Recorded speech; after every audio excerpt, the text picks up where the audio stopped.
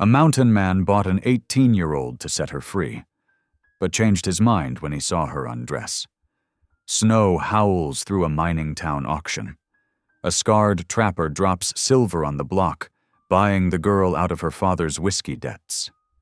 He just wants to give her freedom. Until that night, trapped by a blizzard, she stands trembling by his fire, ready to repay him the only way the world ever taught her. He turns away in fury, not at her, but at the cruel world that broke her spirit. Yet mercy comes with a price. Word spreads that the girl's been sold again, this time on paper, to a powerful railroad man who won't let her go. Now the mountain man faces a law that says she belongs to someone else, and a town that mocks the very idea of mercy. As snow turns to blood and prayer, will justice or desire decide what freedom truly means? Drop a comment below and share which part of the world you're tuning in from today. If you enjoy stories like this, don't forget to subscribe for more. The afternoon sun cast long shadows across Creed's auction yard, offering little warmth against the biting December wind. Charlotte May Bennett hugged herself tightly, her thin cotton dress no match for the Colorado winter. Her teeth chattered as she stood on the rough wooden platform, trying to keep her dignity while men called out bids and cruel jests. The smell of whiskey and unwashed bodies filled the air. Miners fresh from their claims jostled with trappers still dusted with snow from the high country. Charlotte kept her eyes fixed on the distant mountains, refusing to meet the hungry stares from below. Her father's drunken voice rang out above the others, slurring promises about her cooking and sewing skills to drive up the bidding. "Look at them pretty hands. Ain't never seen a day of real work." He swayed on his feet, spilling whiskey down his vest. "Who'll give me $50 silver for such a fine daughter?" Charlotte's cheeks burned with shame. Just yesterday, she'd been teaching hymns to the minister's children, earning honest wages. Now she stood on an auction block like a piece of cattle, her father having gambled away not just her dowry, but her very freedom. Again. The crowd's taunts grew crueler as the bidding stalled at $30. Charlotte wrapped her arms tighter around herself, praying for strength. She wouldn't cry. She wouldn't give them the satisfaction. $40, called a gruff voice from the back. The crowd parted as a tall figure stepped forward. Charlotte's breath caught in her throat at the sight of him. The man's face bore a long scar from temple to jaw, partially hidden by an unkempt beard. His buckskins showed hard wear, and a well-maintained rifle hung at his side. But it was his eyes that held her attention. Deep-set and watchful, they carried a weight of knowing that made the other men step back. "Henry McCrae," someone whispered. "Ain't seen him down from the high country in months." Charlotte's father squinted at the mountain man. "40, is it? Well, now that's still shy of what I'm owed. Who'll give me 45? The crowd shifted uneasily, but no one spoke. Even the drunkest among them seemed sobered by McCrae's presence. $40 silver, McCrae repeated, his voice quiet but carrying across the yard. He reached into his coat and pulled out a leather pouch that clinked heavily. Charlotte's father licked his lips, looking between the pouch and the silent crowd. "Well now, I reckon it's more than your marker's worth," McCrae cut him off. "Take it or leave it." The auctioneer, eager to be done with the uncomfortable situation, jumped in. $40 silver once, twice, sold to Henry McCrae." Charlotte's knees went weak as McCrae approached the platform. Up close, she could see the years of hard living etched in his weathered face, but there was something in his careful movements that spoke more of restraint than threat. He counted out the silver coins deliberately, then signed the bill of sale with a steady hand. "Come along, miss," he said, offering his arm to help her down from the platform. His touch was impersonal, but gentle as she descended the steps on shaking legs. The crowd's jeering started up again, cruder now. Taking her up to your cabin, McRae? Hope she likes bear meat? Better teach her to shoot straight. McRae ignored them, keeping his body between Charlotte and the worst of the crowd as they made their way towards the edge of town. Fat snowflakes began to fall, adding to the drifts that already lined the streets. Only when they reached the relative quiet of the livery stable did he speak again. You'll not belong to any man again, miss. Not your father, not me, not anyone. Charlotte stared at him, hardly daring to hope. What do you mean? I mean you're free to go where you choose. He pulled a second pouch from his coat and pressed it into her hands. There's $20 here, enough for a stage ticket to Denver, if that's your wish, or wherever else you'd like to start fresh. The leather pouch felt warm in her frozen fingers. Charlotte looked down at it, then back at his scarred face. Why would you do this for a stranger? Something flickered in those quiet eyes. Pain, perhaps, or memory. Because there's enough cruelty in this world without adding to it. He turned toward the stable door, where the snow was falling thicker. Stage won't run till the weather clears. You can shelter at the mission house tonight. Sister Mary takes in strays regular enough. Charlotte clutched the money pouch, thoughts racing. The mission house meant facing the town's whispers, the sidelong glances, the judgment. And her father would know exactly where to find her once he sobered up. Wait, she called as McRae reached the door. You said I'm free to choose where I go? He paused, snow gathering on his broad shoulders. That's right. Then I choose to go with you. The words surprised her even as she spoke them, but they felt right. At least until the weather clears. I can cook and clean to earn my keep. McRae turned back slowly, studying her face.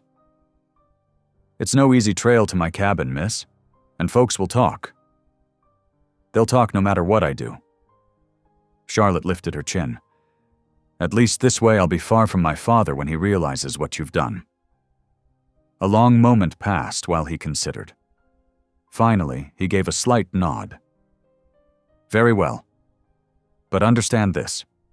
You're not beholden to me or anyone else. You want to leave, you leave. No questions asked. I understand. Charlotte felt steadier than she had all day. This stern mountain man with his quiet dignity offered something she hadn't felt in years. Safety. McRae disappeared into the stable and returned leading 2 horses, a sturdy mountain pony and a tall bay gelding. He helped Charlotte mount the pony, then draped his spare coat over her shoulders. The heavy wool engulfed her, carrying the scent of wood smoke and pine. They rode out of Creed as the afternoon light faded, snow falling steadily now. Charlotte kept the pony close behind McRae's gelding as they followed a trail that wound up into the foothills. The town's lights grew distant, then disappeared altogether in the gathering storm. The silence between them was broken only by the horses' breathing and the soft crunch of snow under hooves. Charlotte found herself studying her companion's straight back, the easy way he moved with his mount. Everything about him spoke of competence and control, from his well-maintained gear to his economical gestures. As darkness settled fully around them, McRae reined in beside a stand of snow-laden pines. We'll shelter here tonight. Cabin's still half a day's ride, and no sense pushing through in the dark. He helped Charlotte dismount, then efficiently set up a small camp. Soon a fire burned in a hollow scraped clear of snow, and coffee bubbled in a battered tin pot. Charlotte huddled close to the flames, grateful for their warmth. McRae passed her a tin cup of coffee and a piece of jerky. Not much of a supper, but it'll keep body and soul together. Thank you. Charlotte wrapped her cold fingers around the hot cup. For everything. He acknowledged her words with a slight nod, then settled on the other side of the fire. The flames cast shifting shadows across his scarred face as he stared into the darkness. Charlotte sipped her coffee, watching him. So many questions pressed at her lips, but she held them back. This man had already shown her more kindness than she'd known in years. She wouldn't repay that by prying into whatever shadows haunted his eyes. The snow continued to fall, but their small camp felt like a world apart, a pocket of warmth and safety in the vast wilderness. Charlotte found herself relaxing despite the cold and uncertainty. Whatever tomorrow might bring, tonight she was free. Free from her father's schemes, free from strange men's leering looks, free from the weight of others' expectations. She looked across the fire at the quiet mountain man who had bought her freedom with silver and silence. Henry McCrae was a mystery, but one thing was clear. He was a man of his word. When he said she wouldn't belong to anyone again, he meant it. The pine boughs creaked overhead, heavy with snow. Charlotte pulled McCrae's coat tighter around her shoulders and breathed in its wild scent. Tomorrow would bring what it would. For now she was content to sit in this peaceful moment, watching the flames dance and listening to the soft sounds of horses shuffling in the darkness beyond. McCrae looked up suddenly, as if sensing her attention. For a brief moment, their eyes met across the fire. Something passed between them. Not quite understanding, but perhaps the beginning of trust. Then he nodded slightly and returned to his quiet contemplation of the flames. Charlotte settled back against her saddle, pulled the coat up like a blanket, and let herself drift. The fire's warmth and the gentle falling snow gradually lulled her toward sleep. Her last conscious thought was a prayer of gratitude for this strange turn of fate that had brought her out of bondage and into the wilderness with a scarred guardian angel in buckskins. The night deepened around their small camp, and the snow continued to fall, covering their tracks back to Creed. Whatever lay ahead on the mountain trail, Charlotte knew with growing certainty that she had made the right choice. Sometimes salvation came in unexpected forms, even in the shape of a quiet mountain man with gentle hands and watchful eyes. The mountain trail wound ever upward through stands of snow-laden pine. Charlotte clung to the pony's mane, her fingers stiff with cold despite the woolen mittens Henry McCrae had pulled from his saddlebags. The afternoon wind whipped snow into stinging clouds around them. McCrae rode ahead on his mule, breaking trail through the deepening drifts. He hadn't spoken more than a dozen words since they'd left Creed, but his actions spoke volumes. Every time they paused to rest the animals, he made sure Charlotte had water from his canteen and strips of dried venison to keep up her strength. She found herself studying his hands as he adjusted the mule's lead rope or brushed snow from his mount's ears. They were working hands, calloused and weathered, with small scars across the knuckles, but they moved with a gentle sureness that put her at ease. These weren't the hands of a cruel man. When he passed her his spare blanket, those careful hands made sure it was tucked securely around her shoulders before he remounted. "Storm's getting worse," he said, squinting at the steel-gray sky. "We'll need to make camp soon." Charlotte nodded, too cold to speak. The wind had teeth up here, biting through her layers despite McCrae's coat and blanket.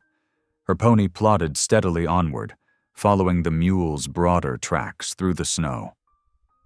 As the light began to fade, McCrae led, them down a gentle slope to a frozen creek.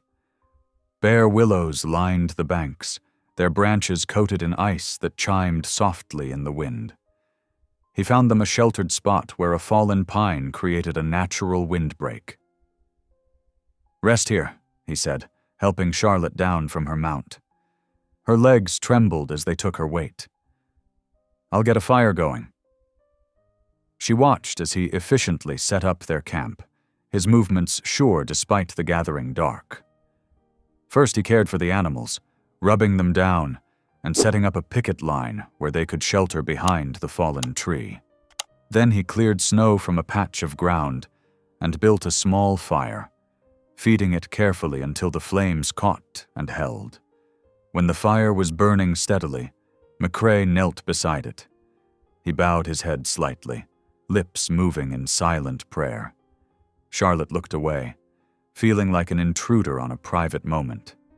Her own prayers had grown rusty during the hard years with her father. But something about McCrae's quiet devotion stirred a forgotten longing in her heart. The fire's warmth gradually reached her, thawing her frozen fingers and toes. McCrae passed her a tin cup of coffee and more jerky, then settled on the other side of the flames. The silence between them felt different now, not awkward, but contemplative. Charlotte sipped the bitter coffee, studying the man who had bought her freedom. In the firelight, the scars on his face were less noticeable, softened by shadow. What sort of life had marked him so? And what had moved him to help a stranger? She wondered if she'd traded one form of captivity for another, but something in her heart rejected the thought. McCrae had been nothing but respectful, keeping his distance while ensuring her comfort and safety. It was more consideration than she'd known in years. The long day's ride caught up with her, and she found herself nodding over her coffee cup. McCrae noticed and spread his bedroll near the fire. "Get some sleep," he said. "I'll keep watch." Charlotte wanted to protest that he needed rest too, but exhaustion won out. She lay down, pulling the blankets close around her. The last thing she saw before sleep took her was McCrae's steady figure, outlined against the starlit sky as he stood guard over their small camp. Dawn came gray and bitter, the wind knife-sharp as they resumed their climb. Charlotte's muscles protested every movement, unused to long hours in the saddle. But she set her jaw and urged her pony forward, determined not to slow their progress. McCrae led them higher into the mountains, following trails Charlotte could barely see. The snow had stopped, but the wind drove loose powder into ghostly shapes that danced across their path. Somewhere in the distance, a low rumble echoed off the peaks. "Avalanche," McCrae said, the first word he'd spoken since morning. "Other side of the ridge. We're safe here." Charlotte shivered, not entirely from cold.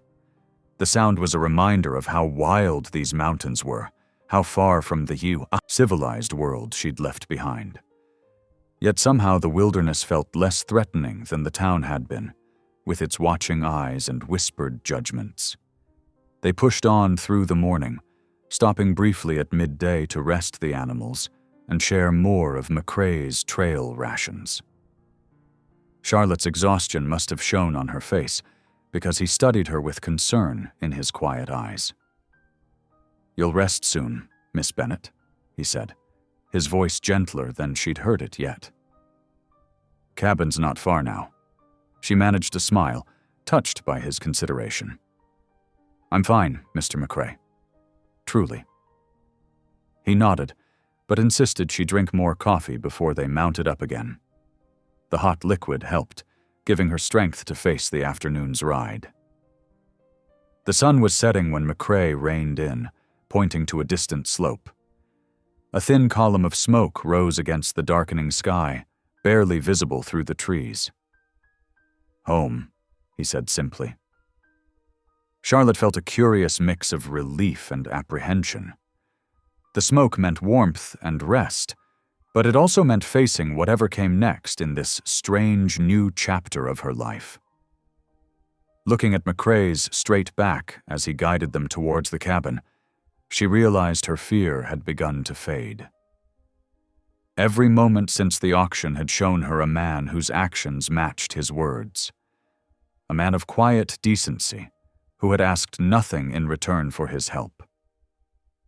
It was so different from every other man she'd known, starting with her own father, that she hardly knew how to respond. But as they drew closer to the cabin's welcoming smoke, Charlotte felt something unfamiliar stirring in her heart. Not trust, not yet, but perhaps the beginning of hope. The wind cut sharp as glass around them, but she sat straighter in her saddle. Whatever waited at the cabin, she would face it with the same quiet dignity McCrae had shown. She had chosen this path, and somehow she knew he would honor that choice. The animals seemed to sense home ahead, picking up their pace despite their weariness. Charlotte followed McCrae's mule through the gathering dusk, watching his sure handling of the trail. Those calloused hands guided them steadily onward, bringing them closer to the promise of shelter with each careful step. Twilight was deepening into true night by the time they reached the cabin.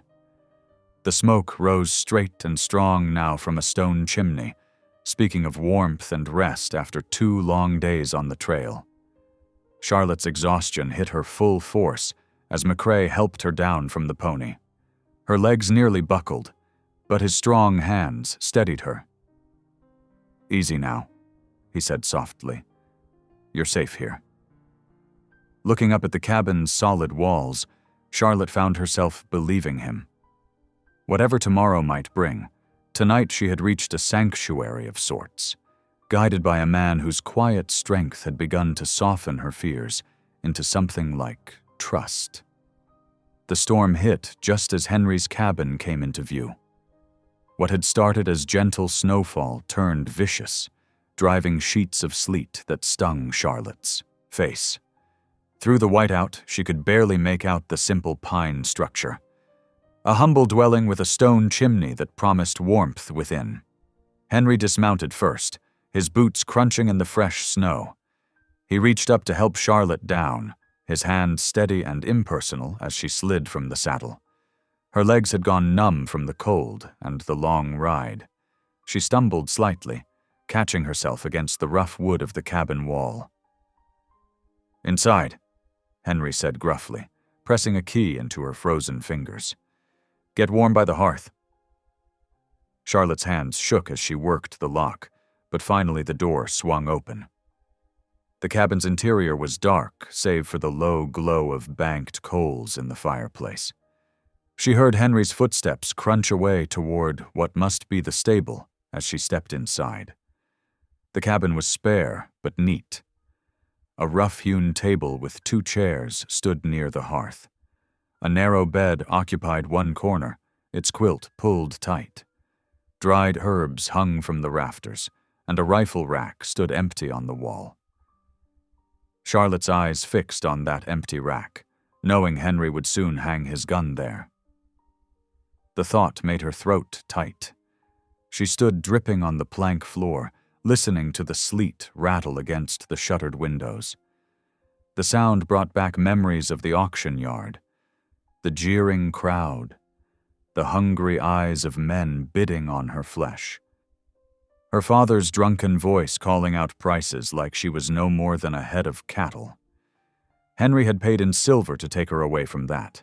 No man spent that much without expecting something in return. Her fingers trembled as she began unfastening the buttons of her sodden dress. The wet fabric clung to her skin as she peeled it away. Beneath, her chemise was damp but not soaked through. She hesitated, then let that fall away too. The cabin's warmth touched her bare shoulders like a hesitant caress. The door creaked open. Henry stood frozen in the doorway, snow dusting his shoulders. His eyes went wide, then immediately cut away from her nakedness. In 2 long strides, he crossed to where his buffalo coat hung by the door. He yanked it down and thrust it toward her, his face turned resolutely to the wall. "Put that back on," he said, his voice rough. "Your dress too. No man will take from you again. Not here. Not ever." Before Charlotte could speak, he was gone, the door slamming behind him. Through the window she saw him stride into the worsening storm, head bowed as if in prayer. Her hands shook as she pulled her clothing back on, shame and confusion warring in her chest.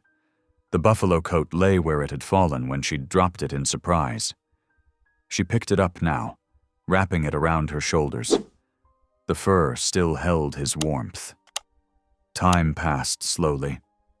Charlotte stoked the fire higher, grateful for the simple task. The flames cast dancing shadows on the walls as sleet continued to rattle the shutters. She found herself counting the seconds between each gust of wind, wondering how long Henry would stay out in the storm. When he finally returned, snow had frosted his beard and eyelashes. He moved stiffly from the cold as he hung his rifle in its place on the wall. Without looking at her, he began preparing a simple meal. Beans and salt pork warmed in a cast-iron pot. Hardtack softened over the fire. They ate in silence. Charlotte couldn't stop stealing glances at him, trying to understand. Every man she'd known, starting with her own father, had treated her as property to be used. Yet Henry had turned away, had fled rather than take what custom said was his right. "You could have done worse," she whispered finally, her voice barely audible over the storm. "Others would have." Henry's hand tightened on his tin cup until his knuckles showed white. When he spoke, his voice was low and fierce. "I didn't buy you for that. Didn't buy you at all, truth be told. Paid your father's debt to set you free, nothing more." He stood abruptly, taking his cup to the wash basin. His movements were controlled, but Charlotte could see tension in every line of his body. "There's a curtain can be drawn across that corner," he said, indicating the far side of the cabin. "It's yours. I'll sleep by the fire." Charlotte watched as he laid out his bedroll near the hearth, keeping his back to her. The simple courtesy of it, the careful distance he maintained, made her throat tight with unshed tears. She retreated behind the curtain, still wrapped in his buffalo coat. The narrow bed was cold, but the quilt was thick and clean. As she lay in the darkness, listening to the storm rage outside, she heard Henry's voice, barely a whisper. "Lord, grant me strength to be worthy of this trust." The prayer hadn't been meant for her ears, but it settled something in her heart. For the first time since her father had dragged her to that auction block, Charlotte felt truly safe. The sleet continued to rattle against the shutters, but its sound had changed. What had seemed threatening now spoke of shelter, of walls and warmth between her and the storm, of a man who had paid silver to free her, then turned away rather than claim his purchase. Charlotte pulled the quilt tighter around her shoulders. On the other side of the curtain, she could hear Henry's steady breathing. Not close enough to threaten, but near enough to protect. It was a distinction she had never thought to find in any man. Sleep came slowly, but it came without fear. The storm raged on outside, but within the cabin's walls, something fragile and new had taken root. The first tentative shoots of trust, sprouting in soil watered by mercy. Morning crept into the cabin like a timid creature, frost-filtered sunlight casting pale squares on the plank floor. Charlotte woke to the soft sounds of Henry moving about the main room, the clink of the coffee pot, the rustle of kindling being added to the banked coals. She lay still behind the curtain, memories of the previous night's shame burning fresh in her mind. The aroma of coffee gradually filled the small space. Charlotte heard Henry measuring cornmeal into a pot, the wooden spoon scraping rhythmically against iron. She pulled the quilt tighter around her shoulders, dreading the moment she would have to face him. "Miss Bennet?" Henry's voice was carefully neutral. "Breakfast is nearly ready, if you're wanting some." Charlotte drew a steadying breath. She couldn't hide behind the curtain forever, no matter how much she wished to. Wrapping one of the cabin's rough blankets around her shoulders like armor, she stepped out into the main room. Henry stood at the hearth, stirring a pot of cornmeal mush. He glanced up briefly as she emerged, then returned his attention to his cooking. His deliberate focus gave her time to settle herself on one of the straight-backed chairs, tucking the blanket more securely around her. "Much obliged," she murmured, as he set a steaming cup of coffee before her. The tin cup warmed her cold fingers, and she breathed in the familiar scent gratefully. It was good coffee, strong and fresh ground. Henry served 2 bowls of the cornmeal mush, then sat across from her. The table between them felt like both barrier and bridge. Charlotte stared into her bowl, stirring the mush without eating. The silence stretched taut as a fiddle string. "Once the pass clears," Henry said finally, his voice rough with disuse, "I'll take you to the stage depot in Silver Creek. 3 days' ride, weather permitting. You'll be able to book passage wherever you're meaning to go." Charlotte's spoon stilled. "Thank you," she whispered, her voice trembling slightly. She didn't mention that she had nowhere to go, no money for a ticket. One problem at a time seemed all she could manage. Henry nodded once, returning to his breakfast.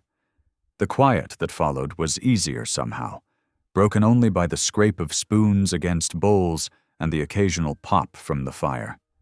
Outside, the storm's fury had begun to ease.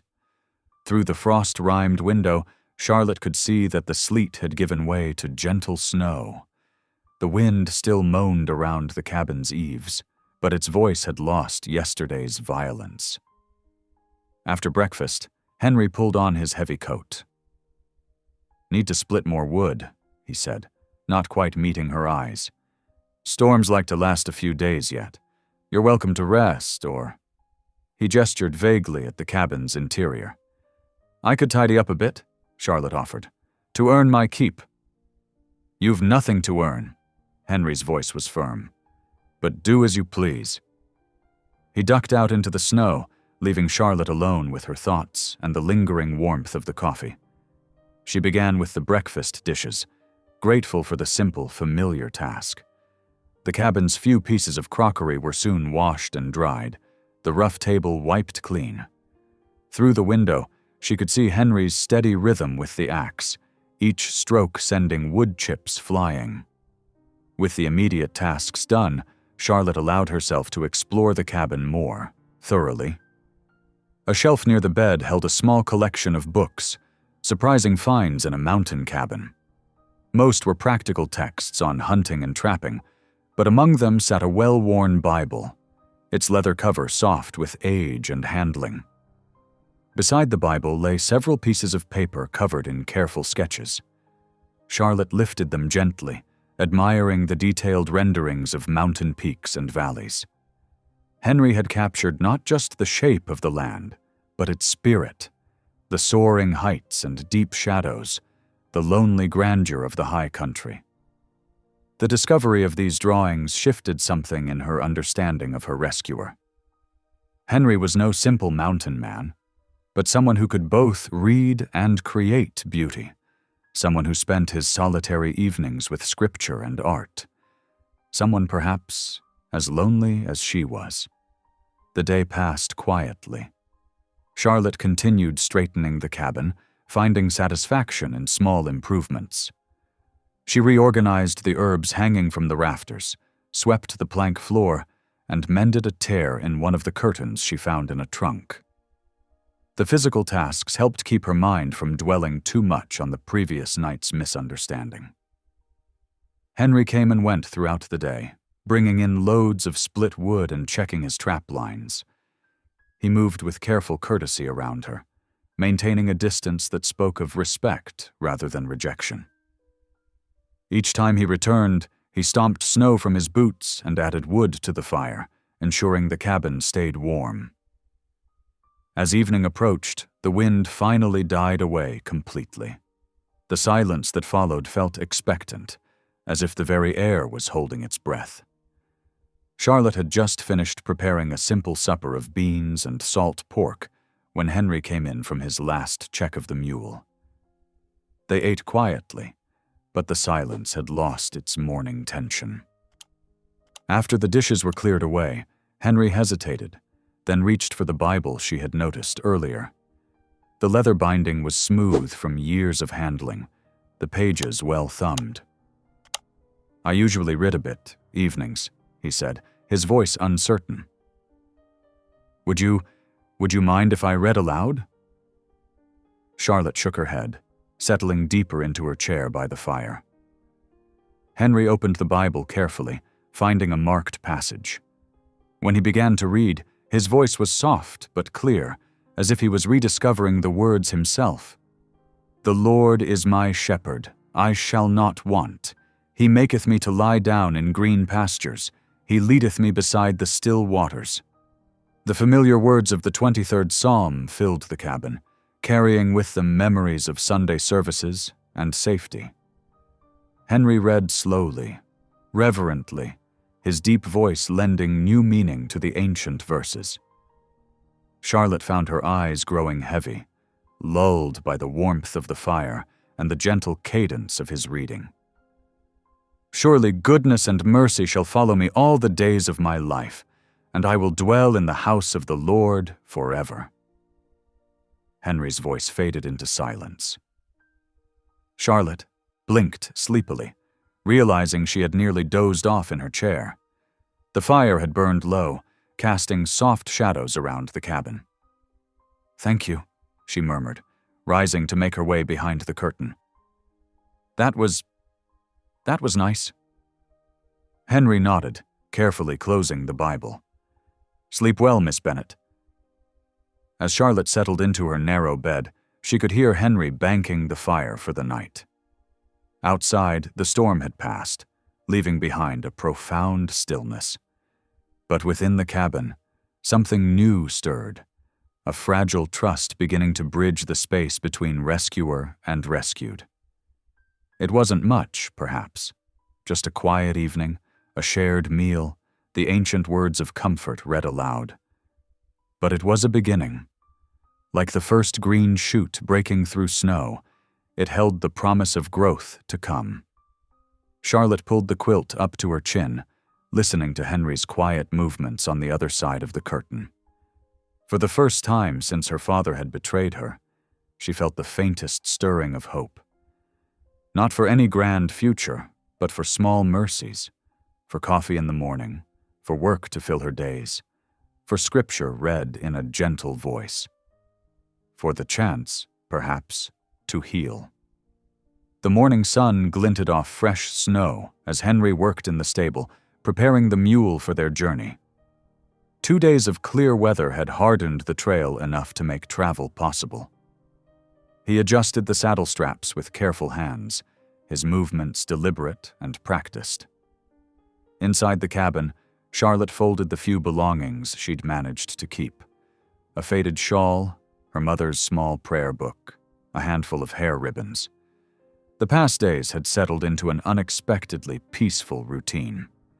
Henry had proved himself a quiet but considerate host, always respectful of her space and privacy. The crunch of hooves on snow drew their attention. Henry stepped out of the stable, one hand resting near his holstered revolver. A rider approached up the narrow trail, his badge glinting in the winter sun.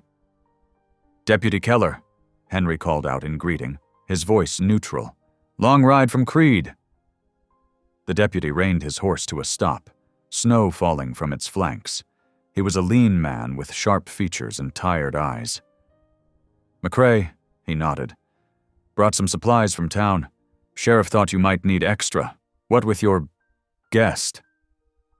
Charlotte stood in the cabin doorway, watching the exchange. The deputy's gaze flickered to her, then away, something like discomfort crossing his face. "Much obliged," Henry said, though his tone suggested otherwise. "Care to warm yourself before heading back?" "Don't mind if I do." Keller dismounted, leading his horse to the stable. He returned carrying a burlap sack of supplies, stamping snow from his boots before entering the cabin. The deputy settled near the pot-bellied stove, holding his hands out to the warmth. Charlotte busied herself making coffee, keeping her distance. Henry remained standing, his stance watchful. "Good timing, finding me here," Henry said. "We're heading to Silver Creek tomorrow. Trail's finally hard enough." Keller accepted the coffee Charlotte offered, taking a long sip before responding. "Might want to reconsider that destination," he said, his voice carefully casual. "Seeing as the lady's spoken for down in Silver Cliff." Charlotte froze in the act of replacing the coffee pot. "What did you say?" The deputy shifted uncomfortably. "Your father came by the sheriff's office day after the auction. Had some papers drawn up, legal ones this time. Sold your contract to a railroad agent named Matthews down in Silver Cliff." The coffee pot slipped from Charlotte's numb fingers, clattering against the stove. Henry moved quickly, steadying her with a gentle hand on her elbow. "That's not possible," she whispered. He can't. He already sold me once." "Twice now, by my count," Keller said, not unkindly. "First time was just a verbal agreement at auction. This time he did it proper-like, with witnessed documents and everything." Henry's jaw tightened. "A person can't be sold like cattle, deputy, not in any Christian nation. Ain't a sale of her person, strictly speaking." Keller sipped his coffee. "Just her labor contract, common enough practice with indentured servants and such." "I'm not an indentured servant," Charlotte's voice cracked. "I'm a free woman, born in Ohio to free parents." The deputy shrugged. "Papers say different. Unless someone contests them in court, the sale stands legal enough." Henry's hand moved to the inner pocket of his coat, where Charlotte knew he kept the bill of sale from the auction. "And if someone did contest it? Have to do it proper, through the territorial court in Denver." Keller stood, setting down his empty cup. "But I reckon that'd take money. Lawyers, time." He pulled on his gloves. "More than most folks can spare." "Much obliged for the warning," Henry said stiffly, following the deputy outside. Charlotte sank into a chair, her legs unable to hold her. Through the window, she watched the two men exchange a few more words before Keller mounted up and rode away, his horse's hooves breaking through the crusted snow. When Henry returned, she was sobbing quietly, her face buried in her hands. "I'll never be free," she whispered. "No matter where I go, they'll hunt me down, claim me like property." Henry knelt beside her chair, his scarred face intent. "Look at me, Miss Bennett." He waited until she raised her tear-stained face. "No one owns you. Not your father, not some railroad man, not me. Those papers may say different, but God's law stands above man's law." "But what can we do?" Her voice trembled. The deputy said, "Then we'll take it to the law ourselves." Henry pulled the auction bill from his coat, spreading it carefully on the table. "This here proves your father already sold his claim on you once. Can't sell the same thing twice, even by their rules." He began rolling the paper carefully. "We'll ride to Denver, find us a proper lawyer. Make them see justice done." Charlotte stared at him, hope warring with disbelief. "You'd do that, for me?" "I bought your freedom once," he said quietly. "Aim to make it stick this time." Outside, the wind had died completely. The afternoon sun struck sparks from the snow-laden branches. Henry rose and moved to the window, studying the sky. "Storm's passed for good this time," he said. "We'll leave at first light. Pack warm. It's a long ride to Denver." Charlotte wiped her eyes, straightening her shoulders. "I don't have money for lawyers. I've got some saved. Fur prices were good this season." He turned to face her. "But understand this, it won't be easy. Your father, this Matthews fellow, they'll fight to keep their claim on you." "I understand." Charlotte stood, her chin lifting. "But I'd rather fight than live in chains." Henry nodded, approval flickering in his eyes. "Then we'd best get ready." He headed for the door. "I'll check our supplies, make sure we've got enough for the journey." Charlotte watched him go, her heart pounding with equal parts fear and determination. Through the window, she could see him moving purposefully between cabin and stable, preparing for their journey. His steady presence gave her courage. She turned to her own preparations, gathering what little she owned. The deputy's revelation had shattered their peaceful routine, but it had also given them a purpose. They would ride to Denver, face whatever trials awaited them there. And somehow, together, they would prove that no person could truly own another. The afternoon passed in careful preparation. Henry checked and rechecked their supplies: dried meat, coffee, hardtack, ammunition. Charlotte mended a tear in her warmest dress and wrapped her few possessions carefully in an old blanket. As evening approached, they sat down to a simple supper of beans and the last of the fresh bread Charlotte had baked yesterday. The familiar routine felt different now, charged with anticipation and uncertainty about the journey ahead. "It's 3 days to Denver," Henry said, breaking the thoughtful silence. "If the weather holds and we push hard." Charlotte nodded, trying to hide her nervousness. She had never traveled so far, never faced such a challenge. But the alternative, being claimed as property by a stranger, was unthinkable. "I've never been to a big city," she admitted. "Denver's growing fast. Lots of new buildings, fancy hotels." Henry's voice held no judgment. "But we'll find help there. Good lawyers who'll take our case." "And if we don't?" The question slipped out before she could stop it. Henry's eyes met hers across the table, their usual reserve replaced by fierce determination. "Then we'll keep trying. I made you a promise, Miss Bennet. I aim to keep it." Charlotte felt warmth spread through her chest, chasing away some of the fear. Whatever came next, she wasn't facing it alone. They finished their meal in companionable silence. Outside, the last light faded from the snow-covered peaks. Tomorrow they would leave this peaceful sanctuary, venture down into the world of men and laws and promises broken and kept. But tonight they could rest, gather their strength, prepare for the battle ahead. Charlotte cleared the dishes while Henry made one final check of their supplies. The familiar motions of washing and drying helped settle her nerves. When everything was put away, she paused by the window, watching stars emerge in the crystal-clear mountain sky. "We should try to sleep," Henry said quietly. "Long day tomorrow." Charlotte nodded, moving toward her curtained corner. She stopped at the divider, turning back. "Mr. McCrae?" He looked up from checking his rifle. "Yes?"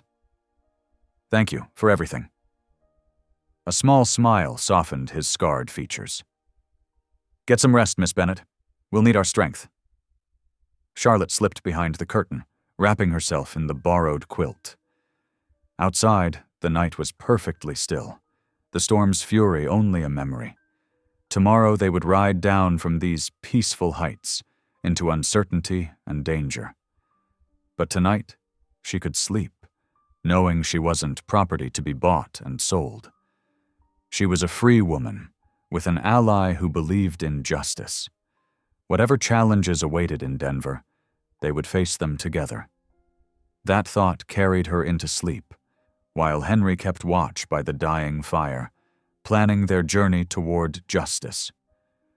The morning sun cast long shadows across the mountain trail as Henry and Charlotte began their descent toward Creed. The path before them had turned treacherous, half-frozen mud that sucked at hooves and threatened to slip out from under careless steps. Henry rode point on his horse, scanning the terrain ahead, while Charlotte followed carefully on the sure-footed mule. "Watch that stretch there," Henry called back, pointing to a particularly slick patch. The mud's worse where the snow's melted." Charlotte guided her mount around the hazard, grateful for the beast's steady nature. The mule picked its way through with deliberate care, steam rising from its flanks in the cool morning air. The sound of its hooves squishing through the mud filled the quiet between them. Henry kept a vigilant watch, his eyes constantly moving across the landscape. Every so often he would pause, studying the ground intently before proceeding. Charlotte noticed how he paid special attention to any unusual marks in the mud or disturbed brush along the trail. "Are you looking for something specific?" she finally asked during one such stop. Henry nodded, gesturing to some marks in the soft earth. "Wolf tracks. They come down from the high country when game gets scarce. Best to know if any packs are moving through." Charlotte felt a chill that had nothing to do with the morning air. "Are they dangerous?" "Not usually, if you're prepared." He patted the rifle in its scabbard. "But it's better to know they're around than be surprised." They rode on, in companionable silence, the sun climbing higher overhead. The air warmed slightly, though patches of snow still clung to the shadowed sides of rocks and trees. Around midday, Henry called a halt near a small creek. "Best rest the animals a spell," he said, dismounting. "Get some food in us, too." Charlotte was grateful for the break. Though she'd grown more comfortable in the saddle over the past days, the constant attention required by the treacherous trail had left her tense and weary. She climbed down carefully, her boots sinking slightly in the mud. Henry rummaged in his saddlebags, producing a small cloth bundle. "Not much, but it'll keep us going," he said, offering her some dried apple slices. The fruit was sweet and chewy, a welcome change from jerky and hardtack. They sat on a fallen log while the animals drank from the creek, sharing the simple meal. The sound of running water and bird song filled the air around them. "You mentioned earlier you used to trap for the army," Charlotte said carefully, noting how he seemed more at ease now than she'd yet seen him. Henry was quiet for a long moment, chewing thoughtfully. "That was a lifetime ago," he finally said. "Started as a scout, tracking for the cavalry. Ended up staying on as a contract trapper and hunter, keeping the fort supplied with meat and furs." "What made you stop?" His face grew distant, shoulders tensing slightly. "Saw too much taken," he said quietly. "Land, lives, dignity. Came a time when I couldn't be part of it anymore." He brushed apple crumbs from his hands. "Better to live alone in the high country than watch good people suffer." Charlotte studied his profile, seeing the pain etched in the lines around his eyes. "But you're not alone now," she said softly. He glanced at her, something warming in his expression. "No, reckon I'm not." They resumed their journey, the trail gradually widening as they descended. The afternoon sun had softened more of the frozen ground, making the going even more treacherous in places. Henry led them carefully, choosing the safest path through the mud and remaining ice. As dusk approached, lights began twinkling in the valley below, Creed coming to life for the evening. Charlotte felt her stomach tighten at the sight, remembering her last time in town. Henry seemed to sense her unease. "We'll stop at Mrs. Finch's boarding house," he said. "She's good people, known her for years." The boarding house sat on the outskirts of town, a 2-story structure with warm lamplight glowing in its windows. Smoke curled from the chimney, carrying the promise of warmth and comfort. As they approached, the front door opened, spilling more light onto the muddy street. A sturdy woman with iron-gray hair pulled back in a neat bun stood in the doorway. Her face creased into a smile at the sight of Henry. "Well, if it isn't the mountain man himself. Didn't expect to see you till spring thaw." "Evening, Mrs. Finch," Henry said, touching the brim of his hat. "Wondering if you might have room for 2 weary travelers?"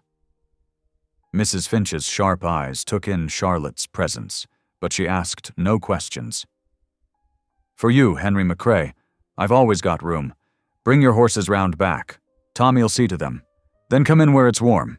You both look half frozen." The stable boy took their mounts while Mrs. Finch ushered them inside. The boarding house smelled of fresh bread and wood smoke, with hints of coffee and soap. Charlotte found herself relaxing slightly in the homey atmosphere. "Now then," Mrs. Finch said, looking Charlotte over with motherly concern, "let's get you into something clean and dry, dear. I've got just the thing." She turned to Henry. "You know where to clean up? Supper's almost ready." She led Charlotte upstairs to a small but tidy room, where she produced a clean dress from a chest. "This should fit well enough. The washroom's down the hall. Take your time getting freshened up. You look like you could use a proper wash after the trail." "Thank you," Charlotte said, touched by the woman's matter-of-fact kindness. "You're very kind to a stranger." Mrs. Finch's eyes softened. "Any friend of Henry McCrae's is welcome here. That man's got the best judgment of character I know." She patted Charlotte's shoulder. "Now get cleaned up. I've got soup keeping warm downstairs." The dress was simple but well made, fitting Charlotte surprisingly well. After washing away the trail dust and changing, she felt almost like a different person. When she came downstairs, she found the kitchen warm and inviting, with a pot of soup bubbling on the stove. Henry had cleaned up as well, his hair still damp from washing. He stood when she entered, an oddly formal gesture that made Mrs. Finch hide a smile as she ladled out bowls of thick vegetable soup. "Eat up," she encouraged, setting fresh bread on the table. "Nothing better for cold bones than hot soup." The soup was delicious, rich with vegetables and barley. Charlotte hadn't realized how hungry she was until the first spoonful hit her tongue. They ate in comfortable silence, the kind that comes from true weariness and good food. After supper, Mrs. Finch showed Charlotte to her room. Small but clean, with a proper bed and warm quilts. "Sleep well, dear," she said kindly. "You're safe here." Later that night, unable to sleep despite her exhaustion, Charlotte crept downstairs for a drink of water. She paused on the stairs, hearing a low voice from the parlor. It was Henry, speaking so softly she almost couldn't make out the words. "Lord, I need your guidance," he was saying. "Show me the path to help her. Give me wisdom to do what's right." Charlotte stood frozen, listening to the raw honesty in his prayer. This was not the voice of a man plotting harm or seeking advantage. This was someone genuinely seeking divine guidance, wrestling with responsibility and duty. For the first time since the auction, she felt the last of her doubts about Henry's intentions melt away. His kindness wasn't an act or a mask. It was as real as the calluses on his hands and the scars on his face. Whatever came next in their journey to Denver, she knew she could trust him completely. She crept back upstairs without getting her water, not wanting to disturb his private moment with God. In her borrowed bed, wrapped in clean quilts that smelled of sunshine and soap, Charlotte felt peace settle over her. Tomorrow would bring new challenges, but tonight she could rest, knowing she wasn't facing them alone.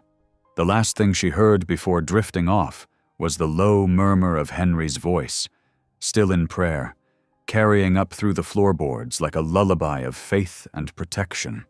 Dawn broke over Creed with streaks of pink and gold painting the sky. Charlotte stood at the boarding house window, watching early risers trudge through the muddy streets. Her stomach churned at the thought of facing the town again, but Henry's steady presence by the doorway gave her courage. "Best we get an early start," he said quietly. "Sheriff Dalton's usually at his office before the crowds come." Mrs. Finch pressed a wrapped bundle of biscuits into Charlotte's hands. "For later," she said with a motherly pat. "You'll need your strength." The morning air bit cold and sharp as they stepped outside. Henry walked beside Charlotte, his stride measured to match hers. Already, heads turned as they passed. A miner stopped mid-stride, nudging his companion. Two women paused their sweeping to stare. Word of their arrival had clearly spread overnight. "Don't pay them any mind," Henry murmured, but Charlotte could feel the weight of every glance. The sheriff's office sat at the corner of Main Street, its weather-beaten sign creaking in the morning breeze. As they approached, more townspeople gathered, forming small clusters that whispered and pointed. Charlotte heard fragments that made her cheeks burn. "That's the girl from the auction." "McCrae's brought her back. Heard he kept her up in his cabin." Henry's jaw tightened, but he kept his eyes forward, guiding Charlotte up the wooden steps. The door's hinges groaned as they entered. Sheriff Amos Dalton sat at his desk, a cup of coffee cooling beside a stack of wanted posters. His weathered face showed no surprise at their entrance. "Henry," he nodded, then turned his gaze to Charlotte. "Miss Bennett?" "Sheriff," Henry said, removing his hat. "We've come about a legal matter." Dalton gestured to the chairs before his desk.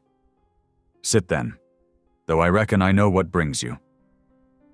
Charlotte perched on the edge of her seat while Henry explained about the second sale, producing the original bill from the auction. The sheriff listened, occasionally stroking his graying mustache. "Thing is," Dalton said when Henry finished, "that second sale's valid under territorial law. Your father still held legal rights over you, Miss Bennett.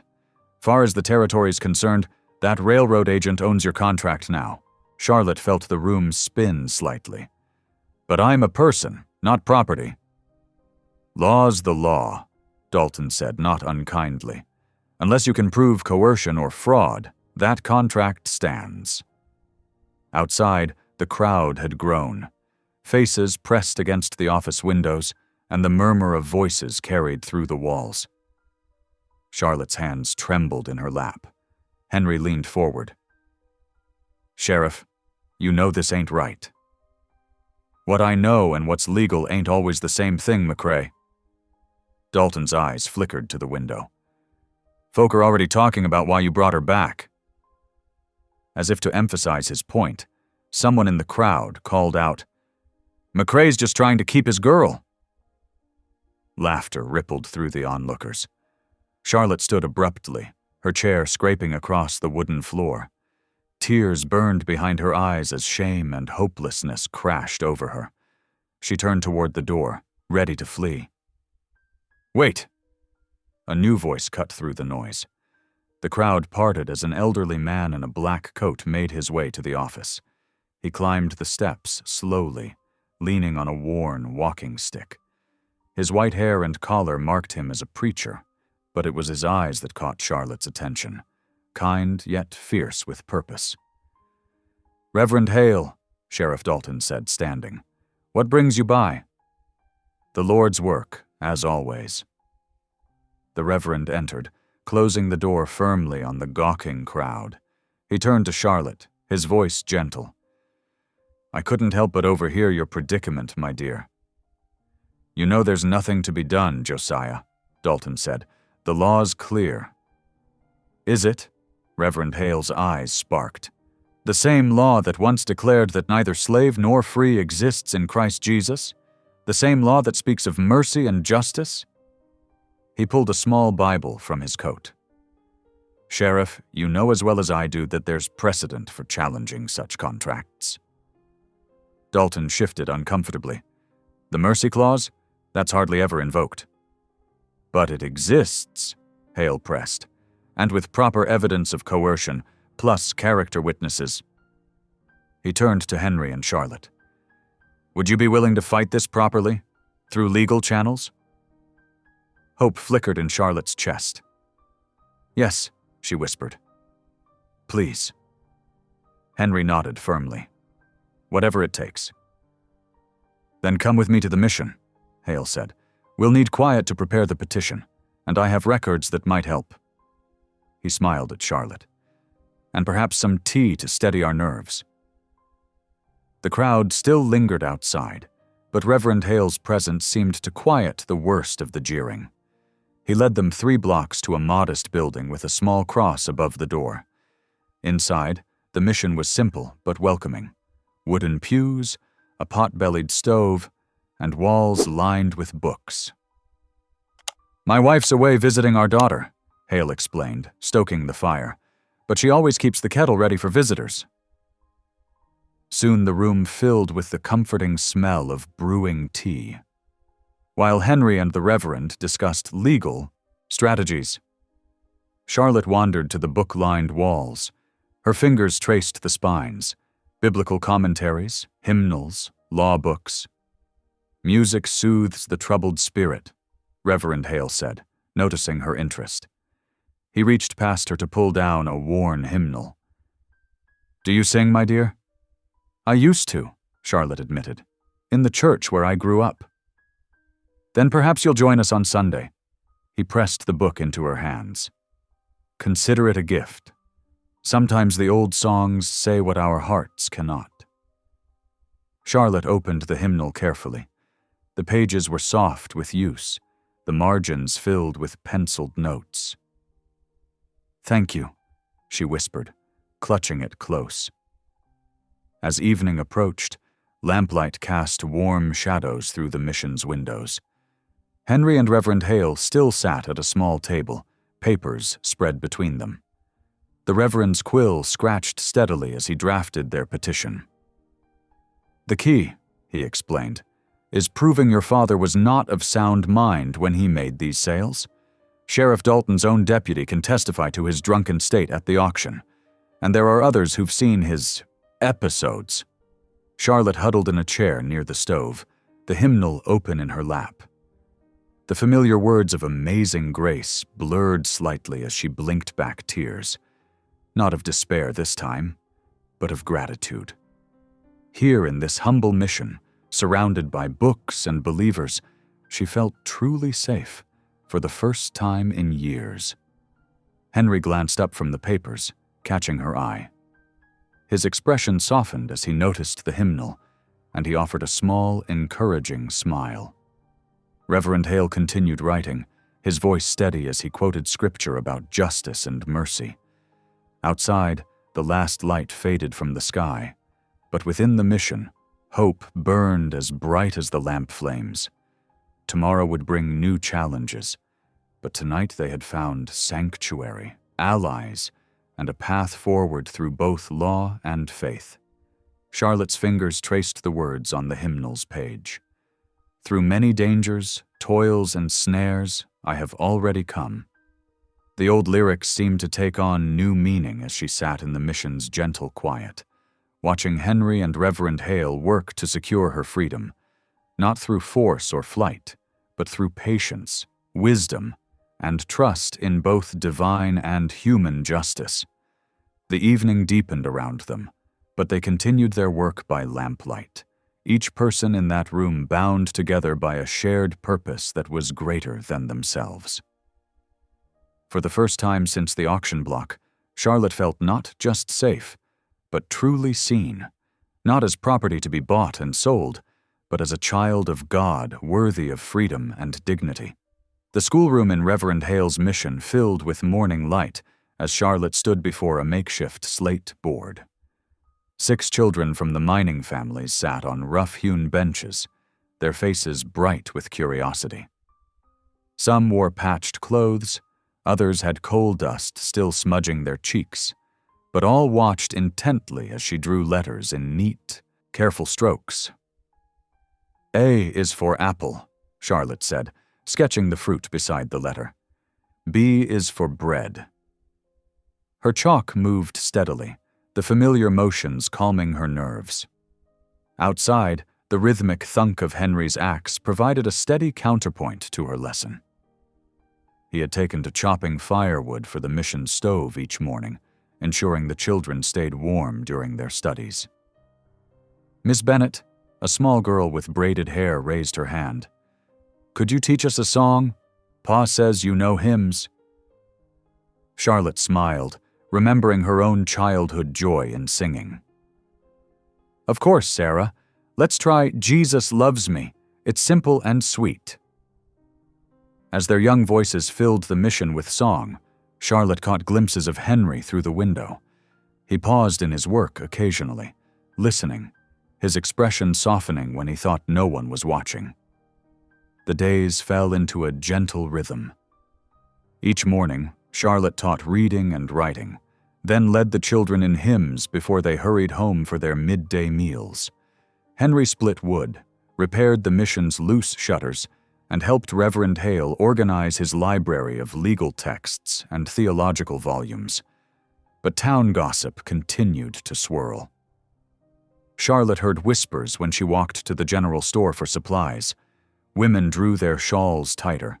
Men's gazes lingered uncomfortably. "Don't let it trouble you," Reverend Hale counseled one afternoon as they shared tea in his study. "Truth prevails slowly, like water wearing down stone. We must be patient." "But what if the railroad agent comes?"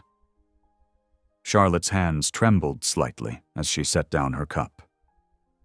"What if my father—" "We're gathering evidence," Hale assured her.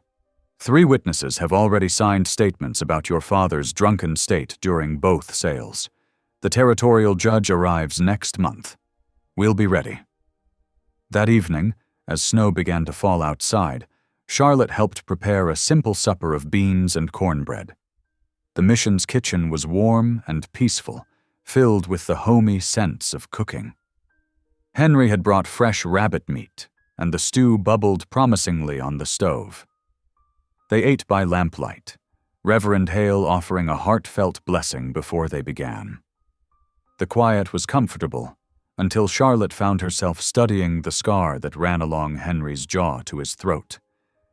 She had wondered about it since that first day at the auction. "May I ask?" she began hesitantly, then gathered her courage. "Your scar, was it from the war?" Henry's spoon paused halfway to his mouth. For a moment she feared she had overstepped, but then he set the spoon down carefully and nodded. "Infantry," he said quietly. "Fought from 62 to 65. Got this at Chickamauga." His hand touched the scar briefly, but that wasn't the worst of it. Reverend Hale leaned back in his chair, his eyes gentle with understanding. "You lost someone." "My wife, Rebecca." Henry's voice grew rough. "After the war, we settled near Fort Laramie. I worked as a scout, helped rescue captives from raids. One summer, we took in 2 orphans, sister and brother. Thought we could give them a home." He stared into the lamp's flame. "Fever took all 3 while I was away on patrol. If I'd been there—" "Henry," Charlotte said softly, but he continued as if the words had been dammed up too long. "I quit scouting after that. Came up here to trap, live alone. Figured I was done trying to save anyone."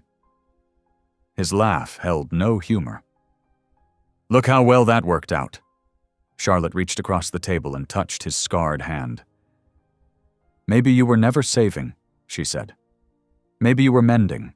Things, people, yourself, like you do here at the mission." Henry stared at her hand on his, then slowly met her eyes. Something shifted in his expression, like ice breaking up on a frozen river. Outside, snow fell steadily, muffling the town's nighttime sounds. Inside, the lamp flickered as a draft found its way through the window frames Henry had yet to repair. But the silence between them felt warm, full of unspoken understanding. Reverend Hale cleared his throat gently.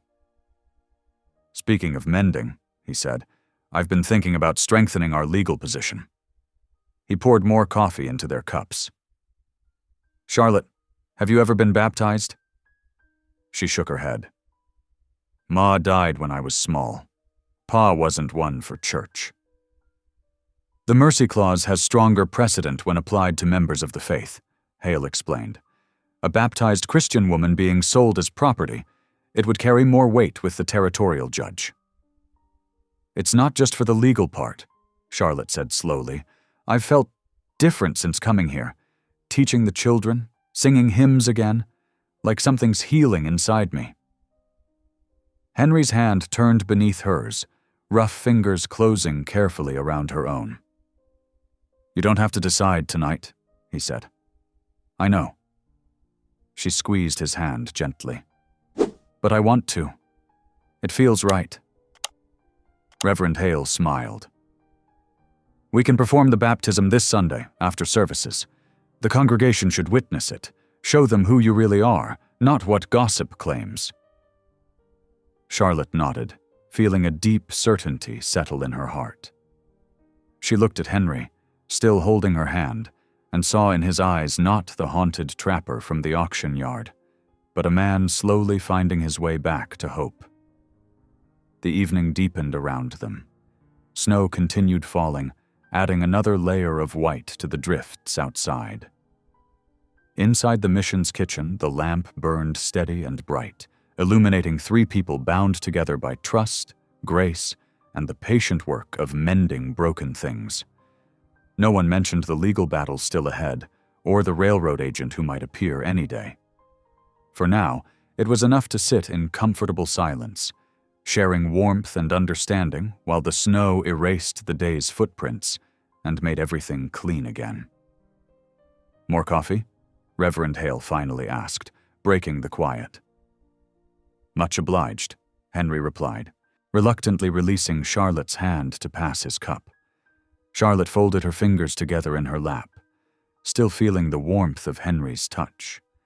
She watched him accept the coffee, noticed how his shoulders had loosened, how the perpetual wariness in his expression had softened. The lessons would continue tomorrow. Henry would chop more wood, repair more windows. Reverend Hale would gather more evidence and prepare more legal documents. But something fundamental had shifted this night. Healing had begun, not just for Charlotte, but for Henry too. Through the window, she could see the snow transforming the town, covering its muddy streets and shabby buildings with clean white. Sunday's baptism would be another kind of transformation, she thought. Another step toward freedom, toward wholeness, toward whatever future God had in mind for them all. For now, though, she was content to sit in the mission's warm kitchen, sharing simple food and quiet companionship while the snow fell endlessly outside. Sometimes, she was learning, the most important mending happened in these gentle moments between the larger battles. A week passed like pages turning in Reverend Hale's worn Bible. The morning of Charlotte's baptism dawned crisp and cold, with frost etching delicate patterns across the mission's windows. Inside, she stood before a small mirror, smoothing the borrowed white dress Mrs. Finch had carefully pressed for the occasion. "It's not exactly proper baptismal clothing," Mrs. Finch fussed, adjusting the collar, "but it'll do just fine with your dark shawl." Charlotte touched the simple cotton fabric. "It's perfect," she whispered, her voice thick with emotion. Through the window, she could see townspeople making their way toward Willow Creek, where Reverend Hale would perform the ceremony. Henry had spent the previous day clearing a path through the snow to the creek and testing the ice thickness. Now he waited outside with the other men, his hat clutched respectfully in his scarred hands. He had shaved clean for the occasion, and his usual buckskins were replaced with a threadbare but carefully brushed Sunday coat. The small congregation gathered at the creek's edge, their breath visible in the winter air. Children huddled close to their mothers, wide-eyed at the sight of Reverend Hale using an axe to break through the creek's frozen surface. The sound of splintering ice echoed against the valley walls. Charlotte walked carefully down the snowy path, Mrs. Finch steadying her with a gentle hand. The townsfolk parted, creating a path to the water's edge. Some faces showed curiosity, others skepticism, but Charlotte kept her eyes forward, focused on Reverend Hale's encouraging smile. She passed close to Henry, who stood straight and tall at the creek's edge, Their eyes met briefly, and she saw in his gaze a mix of pride and protective concern that made her heart flutter. "Dearly beloved," Reverend Hale began, his voice carrying clearly in the winter stillness. "We are gathered here to witness a sacred act of dedication and rebirth." The congregation drew closer as he spoke of salvation and new beginnings.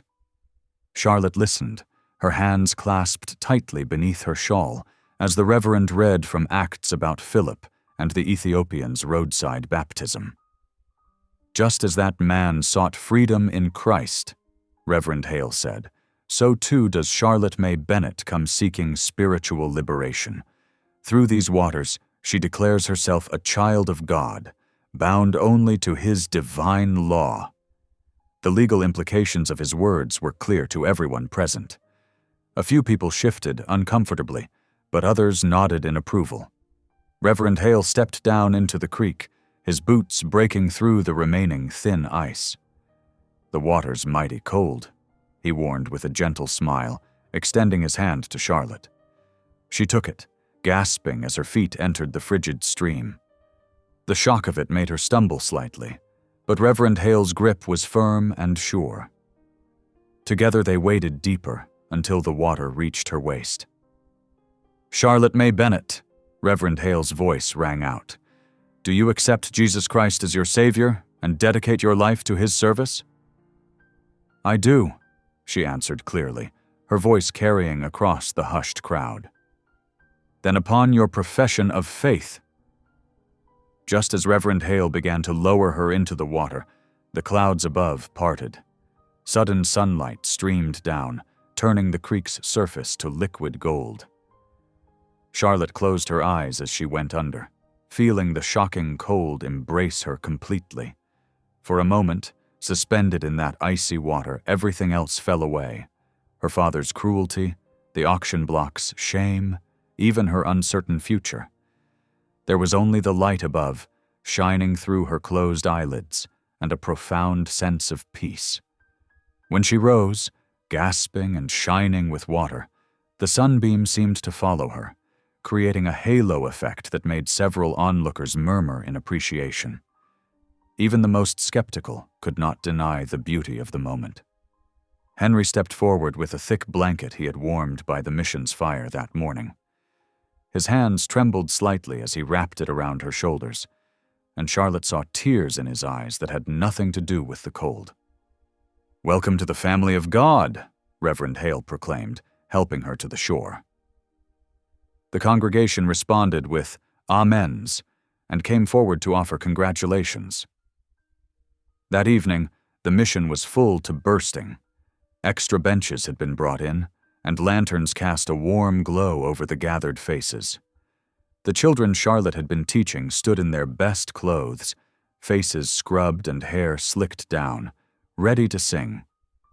Henry sat in the back, near the pew he had rebuilt the previous week. Charlotte noticed him running his hand along the fresh carving he had added that afternoon, her name carefully etched into the wood. The sight of it brought tears to her eyes.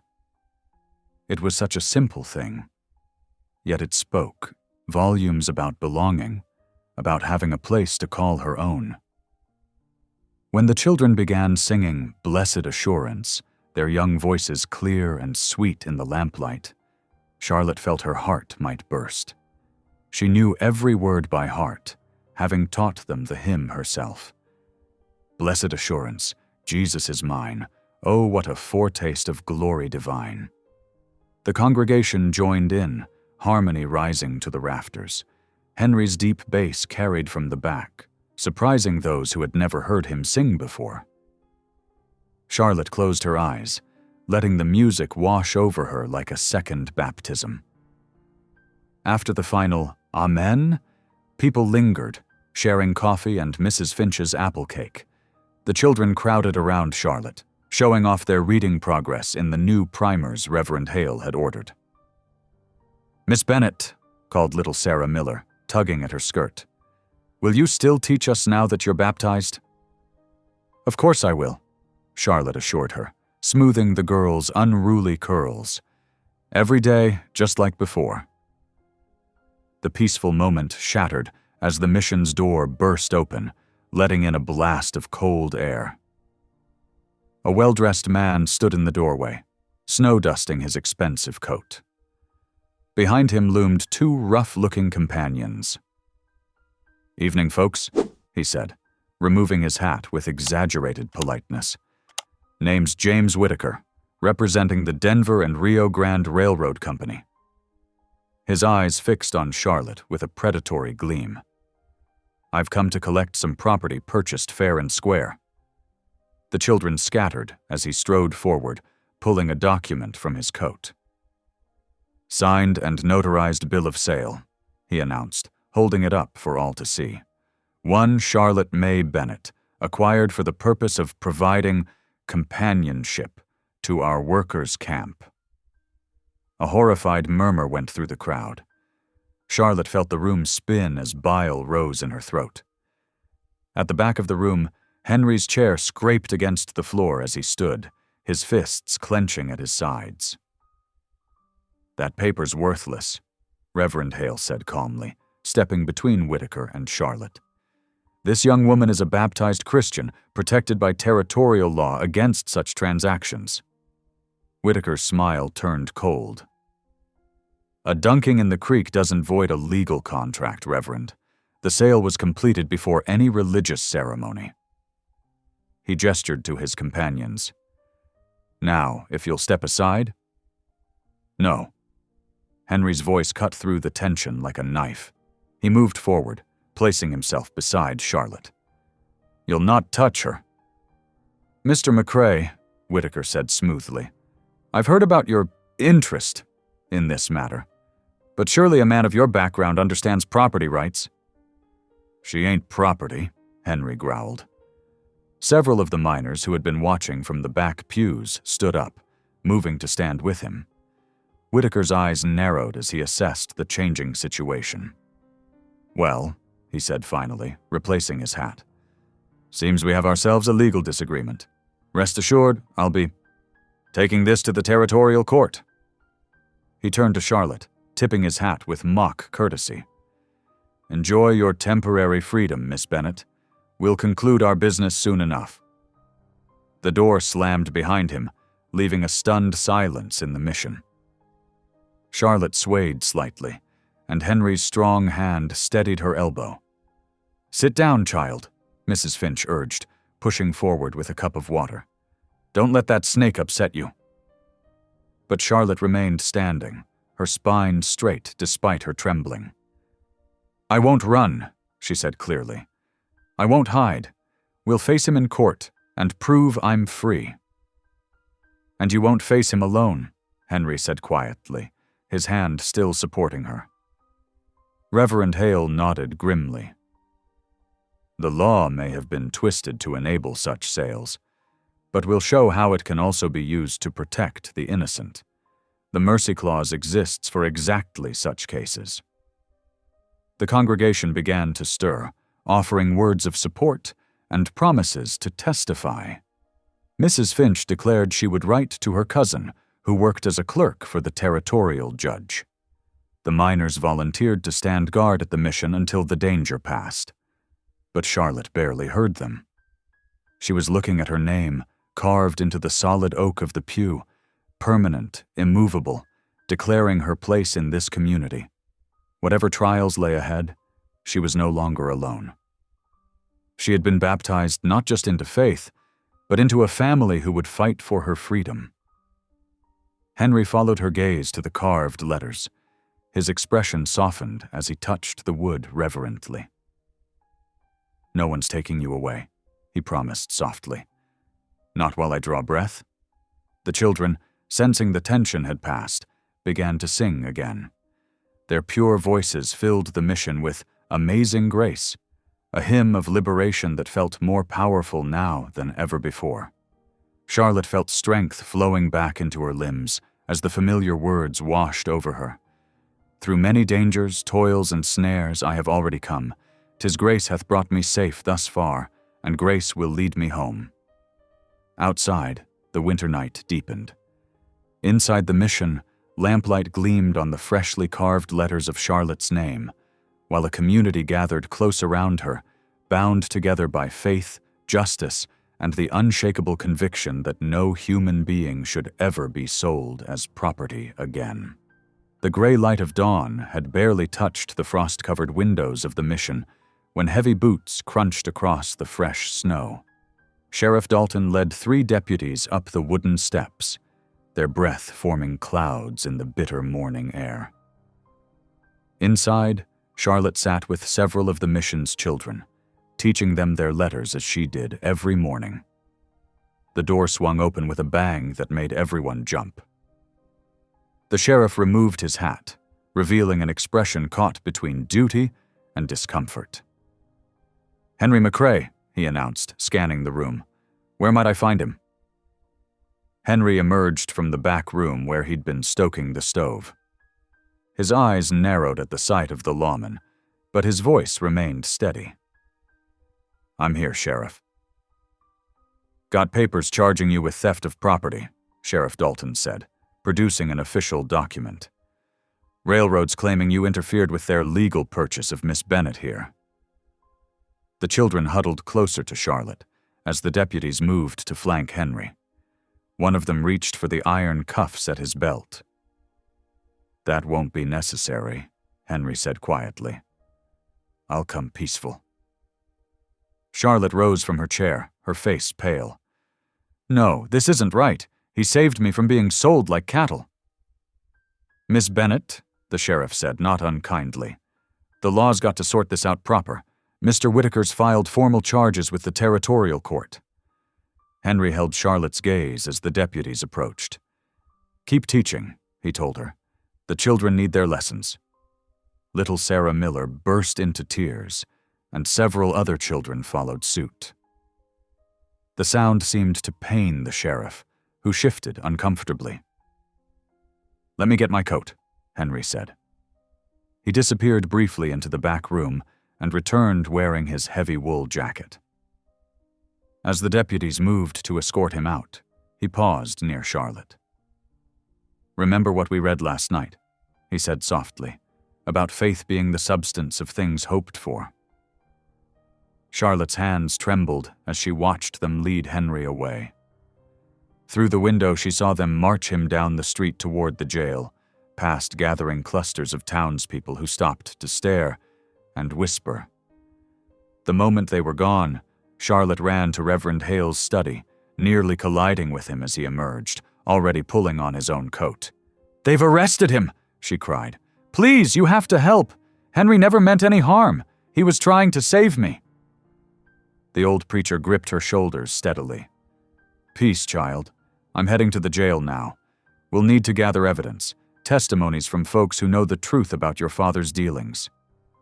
"But what if they don't listen?" Charlotte's voice cracked. "The railroad has money and power." "They have gold," Reverend Hale agreed. "But we have truth.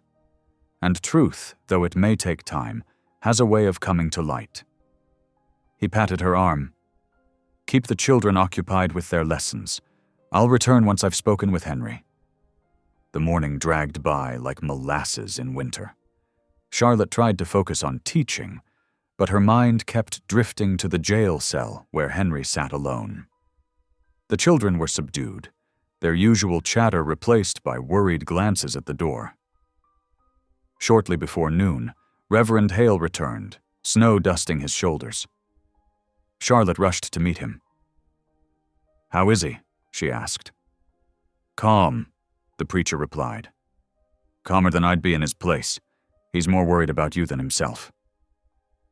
He removed his glasses to wipe away the fog. "The sheriff's given permission for visitors, though only one at a time." Charlotte didn't wait to hear more. She grabbed her shawl and Henry's Bible from his cabin, the one she'd seen him read from every night. Inside, she quickly tucked a letter she'd written during the long morning hours. The jail sat at the end of the muddy main street, a squat building of rough-hewn logs with iron bars across its windows. Inside, The air was heavy with wood smoke from the potbelly stove and the sharp smell of old tobacco. Sheriff Dalton looked up from his desk as she entered. "Miss Bennett," he acknowledged. "Come to see McCrae, I reckon?" She nodded, clutching the Bible to her chest. The sheriff sighed heavily. 10 minutes, that's all I can give you, considering the circumstances. He led her down a short hallway to the cells. Henry sat on a narrow cot, his broad shoulders hunched in the confined space. He straightened when he saw her, moving to the bars that separated them. "You shouldn't have come," he said softly. "Don't tell me where I shouldn't be," Charlotte replied, her voice stronger than she felt. "You taught me about freedom, remember?" A ghost of a smile touched his lips. "Seems I did." She pressed the Bible through the bars. "Thought you might want this, to pass the time." His calloused hands wrapped around the worn leather cover, fingers brushing hers for a moment. "Much obliged." Charlotte glanced over her shoulder to make sure the sheriff wasn't within earshot. "There's a letter inside," she whispered. "I wrote down everything I remember about the sale. Both sales. Names, dates, witnesses who might help." Henry's eyes softened. "You're a brave woman, Charlotte May Bennett." She gripped the iron bars, leaning closer. "You taught me freedom," she repeated. "Now let me fight for you." "Time's up," Sheriff Dalton called from the front office. Charlotte stepped back reluctantly. Through the bars, she watched Henry open the Bible to his favorite psalm. The letter slipped into his lap, and he quickly tucked it into his jacket. Outside, the weather had turned again. Snow fell in thick, wet flakes that reminded Charlotte of that first night.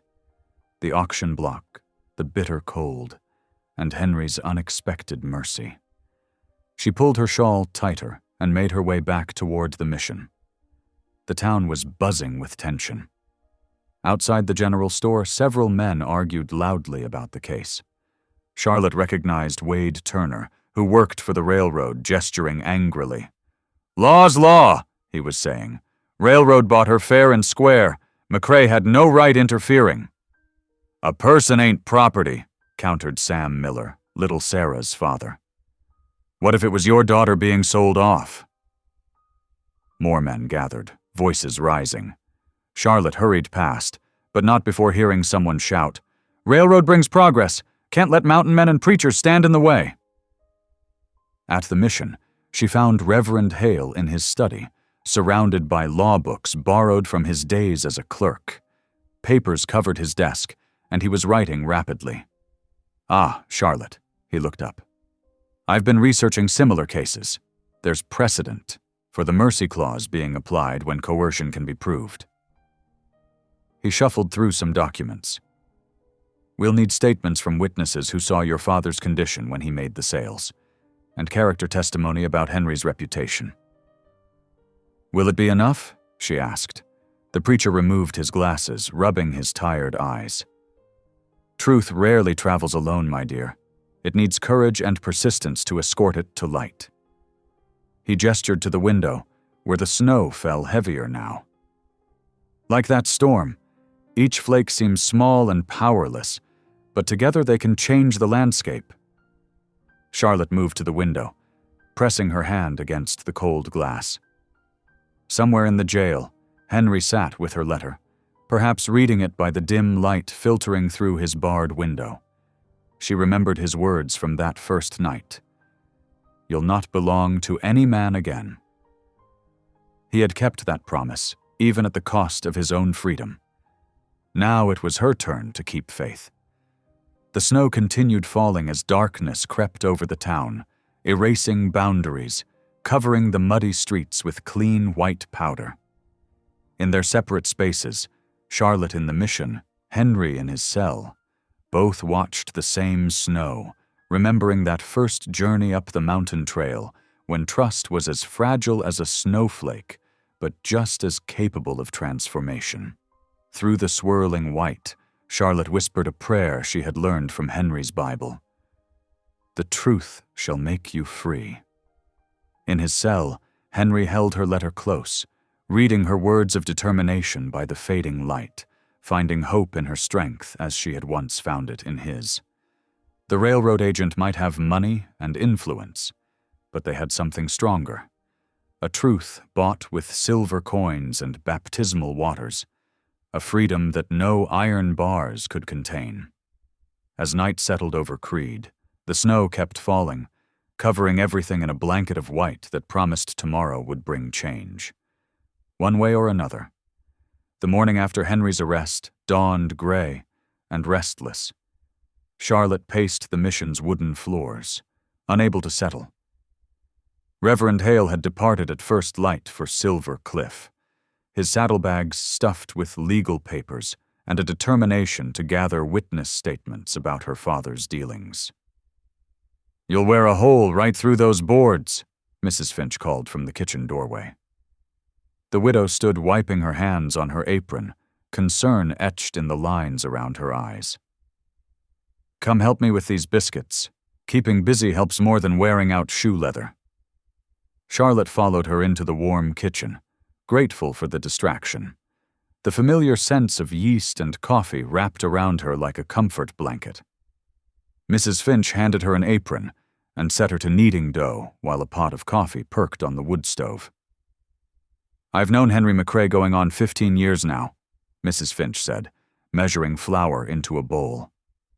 "Long before he took to the mountains full time, back when he still had some light in his eyes." Charlotte's hands stilled in the dough.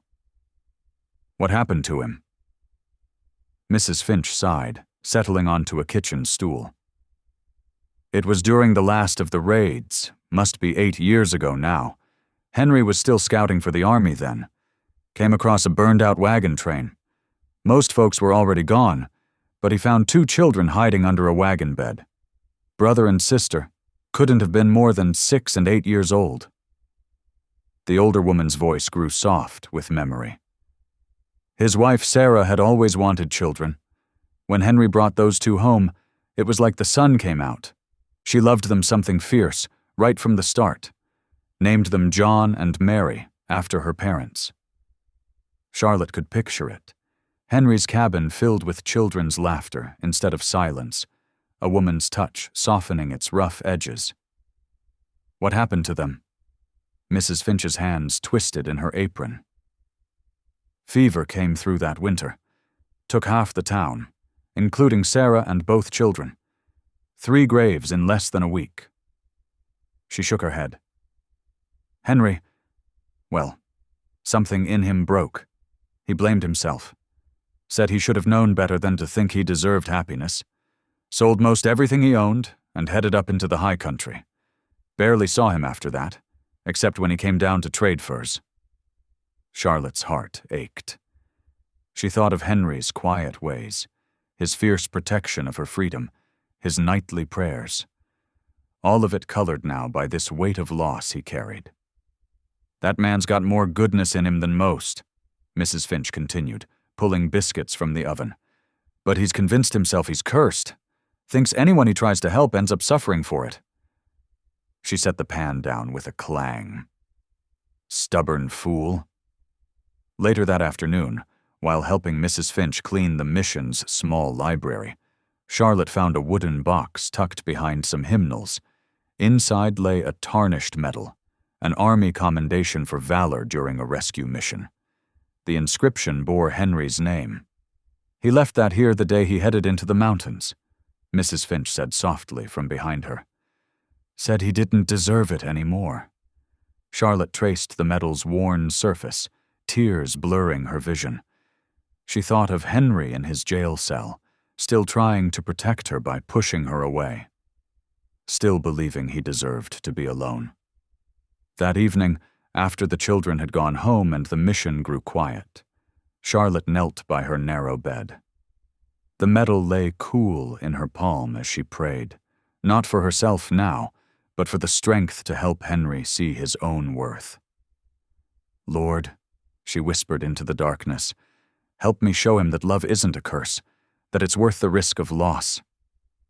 She thought of her own journey from the auction block to this moment, How Henry's act of mercy had given her not just freedom, but the courage to believe in goodness again. When morning came, Charlotte walked through the crisp air to the jail, the medal tucked safely in her pocket. The sheriff nodded at her approach, more sympathetic now than he'd been that first day. 10 minutes, he said, leading her to Henry's cell. Henry sat on his cot, her letter from yesterday open on his knee. He looked up as she approached, his eyes worried. "You shouldn't keep coming here," he said. "You're free now. No need to waste your time on a fool who'll likely see the inside of a territorial prison." Charlotte gripped the iron bars. "Is that what you think this is? A waste? You've got a chance at a real life now. Don't throw it away out of some misplaced gratitude." She pulled the medal from her pocket, holding it up so he could see. Henry's face went still. "Mrs. Finch told me about Sarah," Charlotte said softly. "About John and Mary. About how you saved them, loved them, and lost them. Then you know why you need to stay away."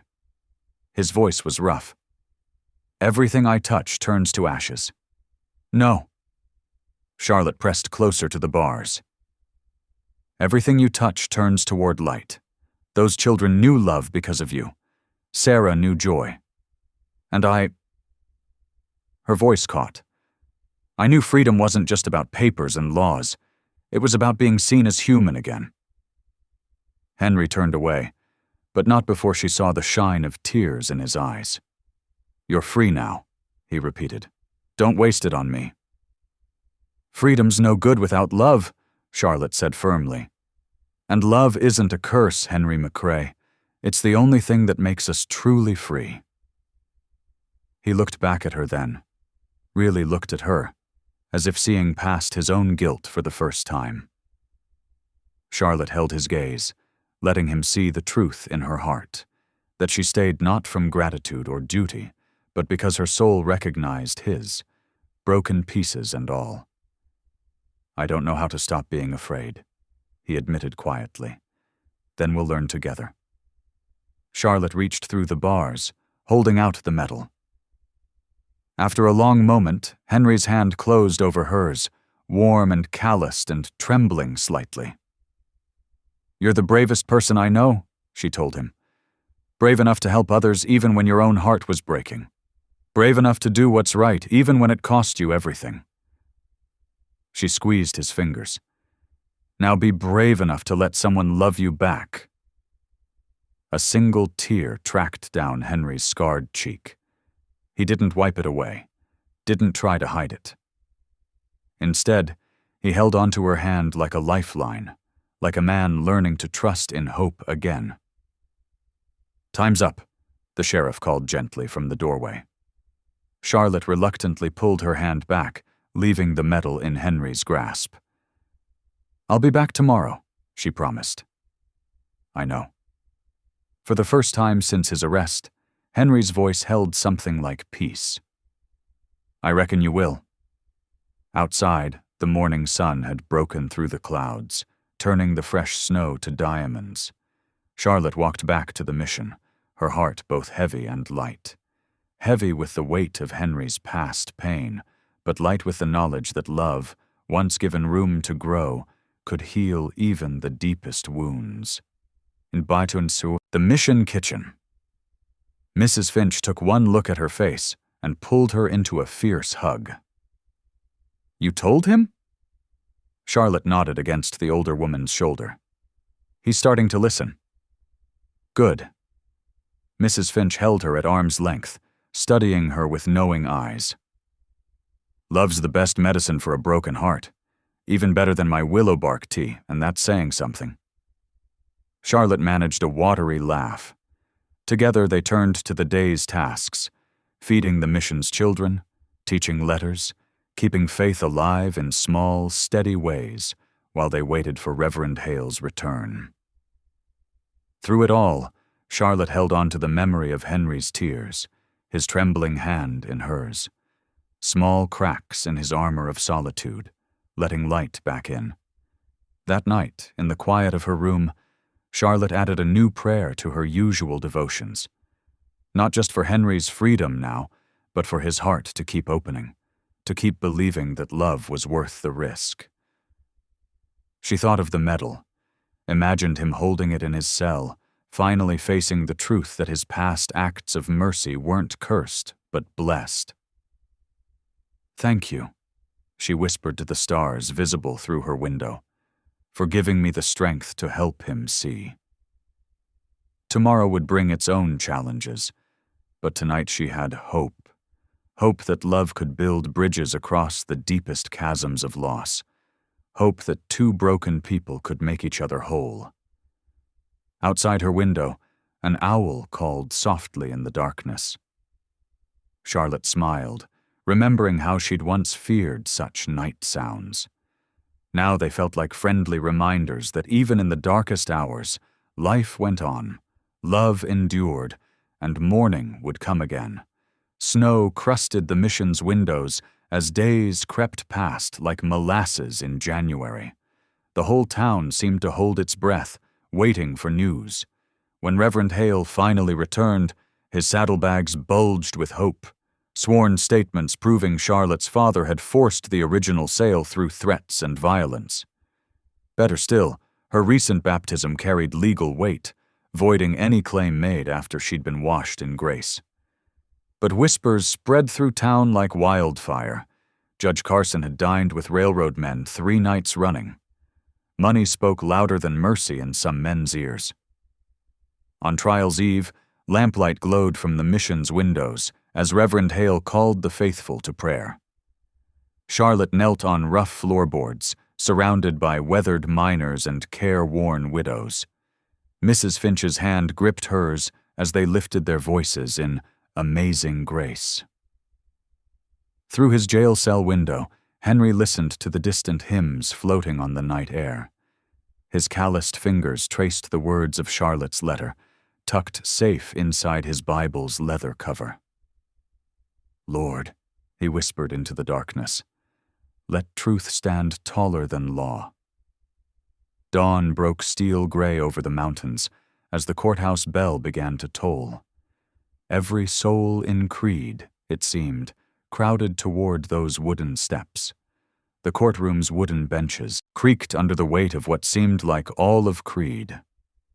Morning light filtered through dusty windows, casting long shadows across worn floorboards. The railroad agent, dressed in a fine black coat, presented the deed with a flourish that made Charlotte's stomach turn. Reverend Hale called her name. Charlotte rose on shaking legs, but lifted her chin as she took the witness stand. Her voice, though soft, carried clear as a morning bell through the hushed room. "Henry McCrae showed me nothing but kindness," she testified. "He covered me with his own coat when I was cold, fed me from his stores when I was hungry. Never once did he touch me or speak an unkind word." Murmurs rippled through the crowd like wind through prairie grass. Judge Carson's face darkened as he shuffled through his law books. "The territorial statute is quite clear," he announced. "Possession constitutes ownership under the law." Reverend Hale stood, his Bible clutched tight. "Your Honor, I cite the Mercy Clause of 1872 and Miss Bennett's baptismal record as proof of moral emancipation." Gasps echoed off the high ceiling. The judge's gavel cracked against wood. "Show me legal precedent for this claim, Reverend." "If the court permits adjournment, Your Honor, I have the mission's registry that will prove it." The crowd buzzed with whispered debate, while Charlotte felt hope flutter in her chest, like a wild bird taking wing. The courtroom doors burst open as Reverend Hale hurried in, waving a yellow telegram. His weathered face shone with triumph as he approached the bench. "Your Honor, direct from Denver, President Grant's own signature on the Mercy Clause statute." He handed the paper up with steady hands. "The law protects those who seek spiritual sanctuary." Judge Carson adjusted his spectacles, studying the telegram with furrowed brows. The railroad agent's face turned ruddy as he stepped forward. "This is preposterous. The company's rights," he blustered, but Sheriff Dalton's chair scraped back as he rose to his full height. "The girl's free," the sheriff declared, his voice carrying to every corner. "We all seen the truth of it these past weeks." Silence fell as the judge deliberated. Finally, he cleared his throat. "By power of territorial law and federal statute, I hereby rule that Charlotte Bennett is no man's property. All charges against Henry McCrae are dismissed." Relief swept through the room like a fresh mountain breeze. Henry bowed his head, his whispered, "Thank you, Lord," barely audible. Charlotte pushed through the crowd to reach him, tears streaming down her face. The townspeople erupted in cheers while Reverend Hale dabbed at his eyes with a handkerchief, his smile as bright as sunrise. The mountain passes shed their winter coat as March yielded to April's warmer embrace. Creed stirred with new life, and nowhere was this renewal more evident than at the mission schoolhouse. Henry McCrae's hammer rang out steady and sure as he worked, alongside other volunteers, rebuilding what years of neglect had worn away. Children darted around the construction site, gathering wood scraps to build their own tiny fortresses. Henry's quiet chuckle, once so rare, now came easily as he showed them how to sand rough edges smooth. His scarred face had softened somehow, lightened by purpose and belonging. Inside the mission, Charlotte stood before her first class, sunlight streaming through newly cleaned windows. Her simple blue dress, lovingly sewn by Mrs. Finch's careful hands, caught the light as she moved between the rough-hewn desks. The miners' children watched with bright eyes as she taught them their letters, her gentle voice carrying the same hope she'd found in these very walls. One mild afternoon, Henry found Charlotte in the schoolyard during recess. He held something behind his back, shifting from foot to foot like a shy schoolboy. When he brought forth a wooden comb, its handle carved with delicate mountain flowers, Charlotte's breath caught at its beauty. "Been working on it a while," he said softly, the words coming slow but sure. "Thought maybe, well, it's time you chose where home is."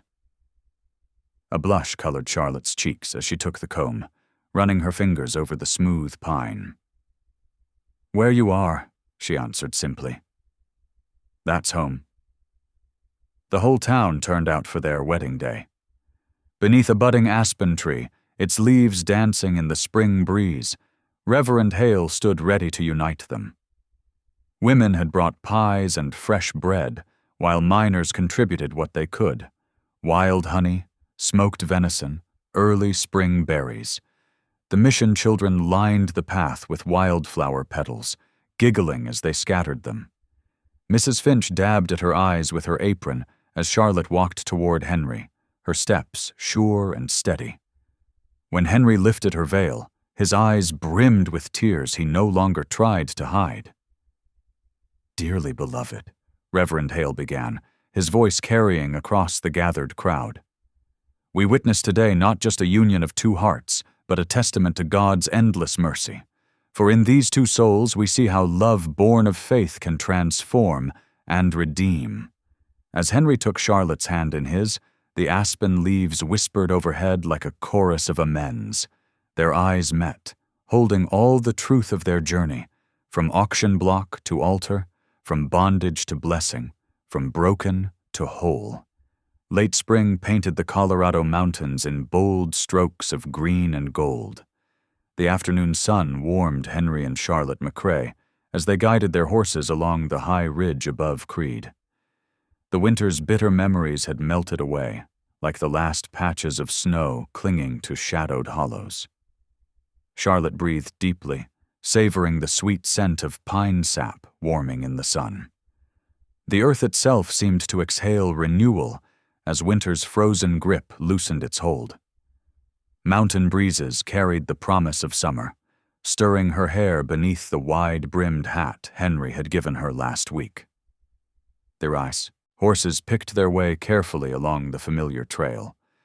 Henry rode slightly ahead on his sturdy bay, while Charlotte followed on the gentle dun mare he'd bought her after the wedding.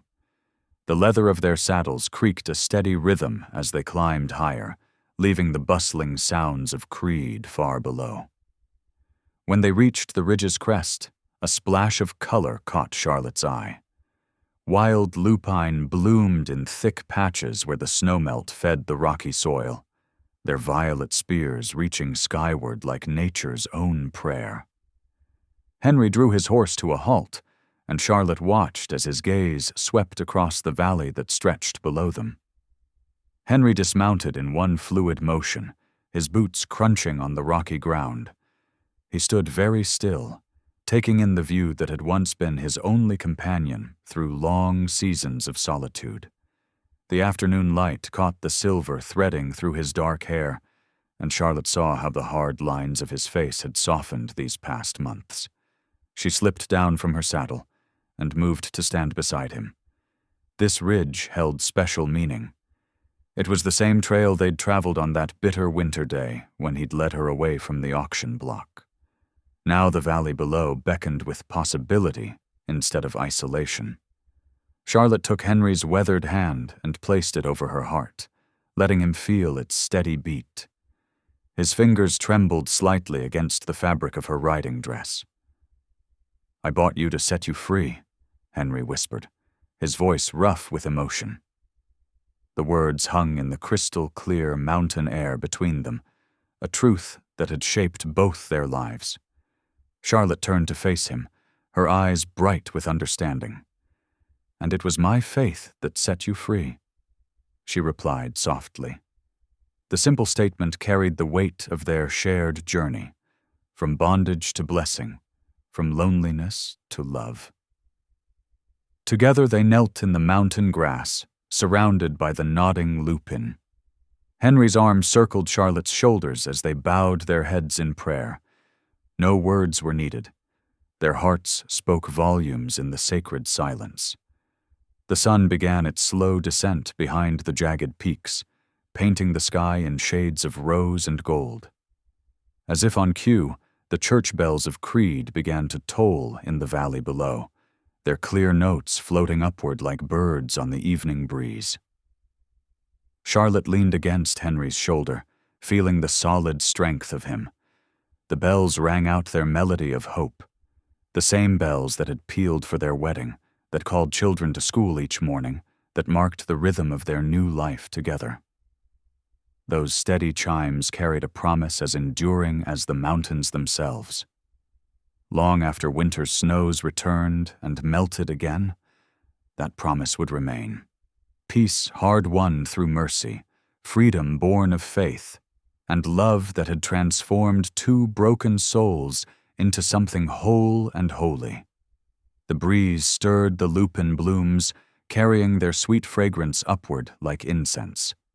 Henry and Charlotte remained still, watching purple shadows creep across the valley that had once known only loneliness, but now echoed with the music of redemption. Thank you for listening. Stories connect us in the most unexpected ways. If you felt that spark today, make sure you're subscribed. I share a new one daily, and the next might change your day.